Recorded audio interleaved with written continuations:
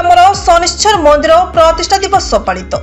ढेंकानाल जिला परजंग ब्लॉक कुआलु पंचायत कुआलु ग्रामवासी पूर्ण सहयोग नवनिर्मित शनिश्चर मंदिर स्थापन करा जायछि। कुआलु पुराना ग्राम निकट में होइतिबा रेंगाली बामपार्श्व मुख्य केनाल को लगी ग्रामर श्री श्री बांकेश्वर मंदिर प्रांगण में नूतन भावे शनिश्चर मंदिर स्थापन करा जायछि। एही मंदिर प्रतिष्ठा लगी ग्रामवासी निष्पत्ति क्रमे रविवार दिन धार्य करा जायथिला, जहा फଳରେ रविवार सकाळ समय ग्रामर शताधिक महिला और पुरुष माने निष्ठार सह पालन करी ग्रामर दलक नामक पोखरी कलशरे जलपूर्ण पानी धरी कलश यात्रा आरंभ करथिले।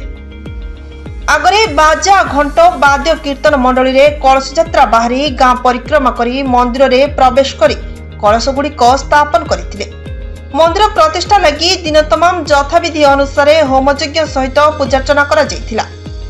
पूजा स्थल रे महिला और पुरुष नाम संकीर्तन चलिथिबा बेले होमयज्ञ स्थान रे प्रशांत कुमार भूतिया और तांको सहधर्मिणी धरित्री प्रियदर्शिनी भूतिया कर्ता भावे दायित्व निर्वाह करथिले।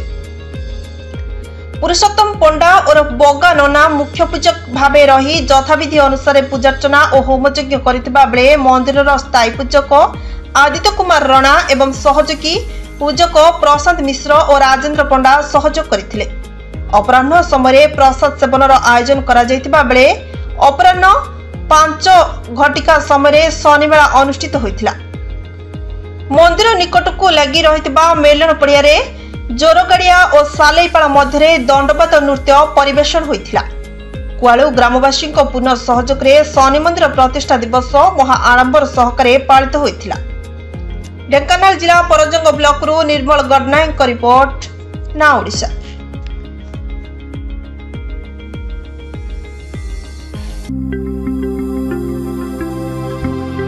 लेटेस्ट न्यूज अपडेट पाई www.nowodisha.com को लॉगिन करंतु।